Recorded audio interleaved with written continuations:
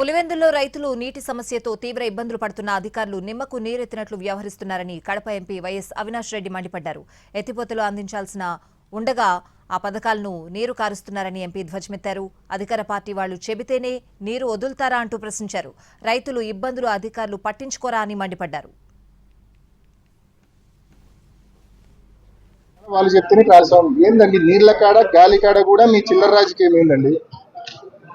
అసలు బుద్ధుండే ఇటువంటి ఆలోచనలు ఇటువంటి మాటలు మీరు మాట్లాడుతున్నారా? ఒకసారి ఆలోచన చేయండి.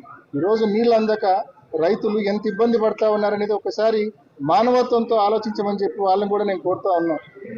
ఈరోజు అధికారులకు స్పష్టమైన అల్టిమేటం ఇచ్చినాం.